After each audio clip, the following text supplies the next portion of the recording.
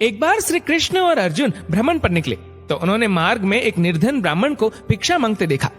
अर्जुन को उस पर दया आ गई और उन्होंने उस ब्राह्मण को स्वर्ण मुद्राओं से भरी एक पोटली दे दी, जिसे पाकर ब्राह्मण प्रसन्नता पूर्वक अपने सुखद भविष्य के सुंदर स्वप्न देखता हुआ घर लौट चला। किंतु उसका दुर्भाग्य उसके साथ चल रहा था। राह में एक लुटेरे ने उससे वो पोटली छीन ली। ब्राह्मण दुखी होकर फिर से भिक्षावृत्ति में लग गया। अगले दिन फिर अर्जुन की दृष्टि जब उस ब्राह्मण पर पड़ी तो उन्होंने उससे इसका कारण पूछा।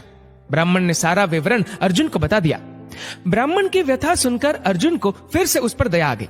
अर्जुन ने विचार किया और इस बार उन्होंने ब्राह्मण को एक मूल्यवान माणिक दिया। ब्राह्मण उसे लेकर घर पहुंचा।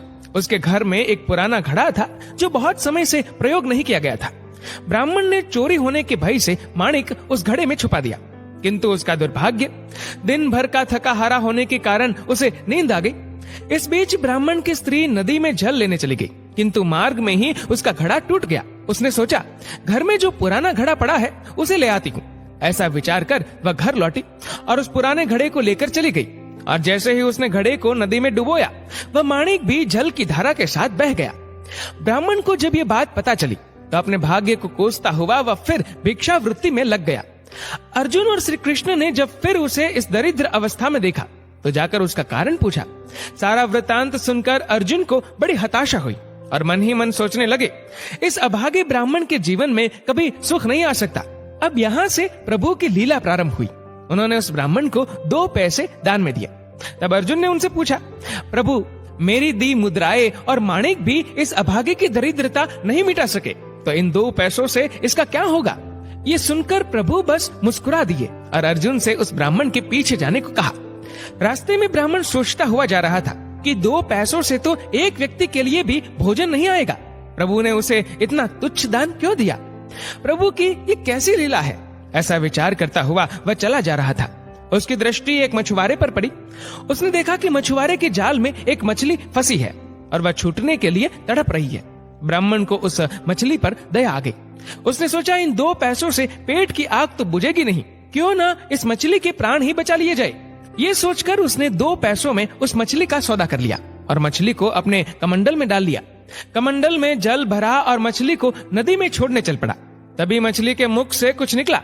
उस निर्धन ब्राह्मण ने देखा, वह वही माणिक था जो उसने घड़े में छुपाया था।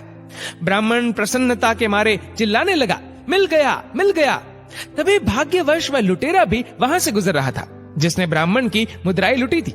उसने ब्राह्मण को चिल्लाते हुए सुना, मिल गया, मिल गया। लुटेरा भयभीत हो गया। उसने सोचा कि ब्राह्मण उसे पहचान गया है और इसीलिए चिल्ला रहा है। अब जाकर राज दरबार में उसकी शिकायत करेगा।